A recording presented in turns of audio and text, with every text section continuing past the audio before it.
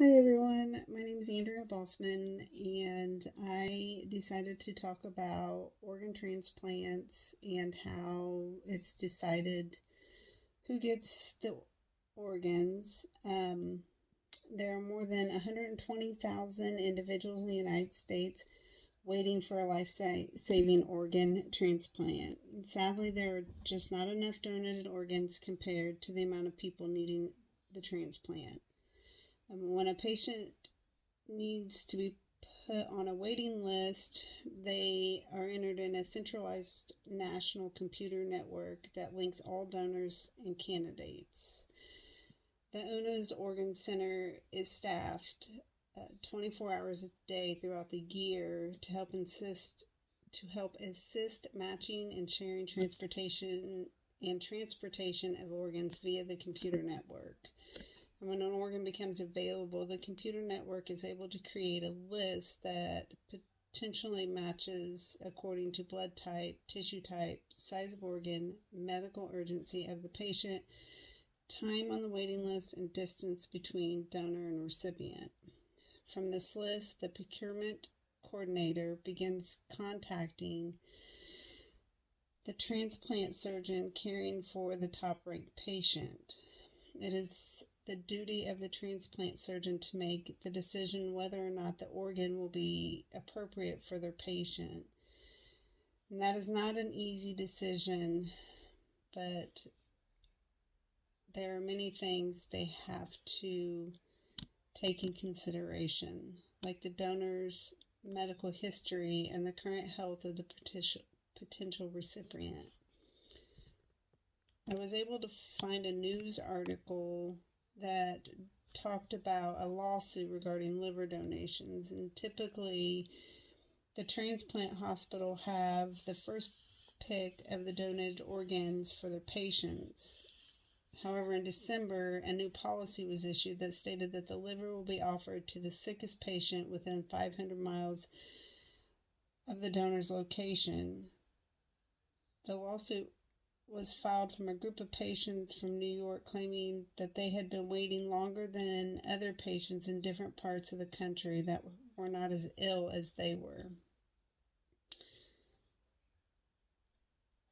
UNO's made a statement claiming that this new policy would give patients a fair opportunity to receive a liver no matter where they lived. They also stated that the waitlist mortality level would decrease by 100 fewer deaths a year.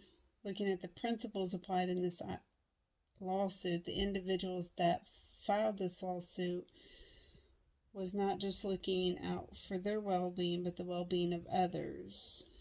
They focused on giving others access to the same amount of options to obtain a donated liver rather than limiting the access available.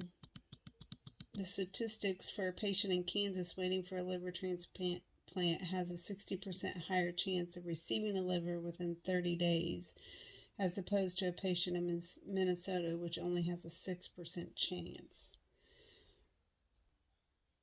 The theory that I felt was applied to this article was I don't know if I'll say this right, but the utilitarism theory, which is a normative ethical theory that places the locus of right and wrong solely on the outcomes of choosing one action policy over the other actions or policies.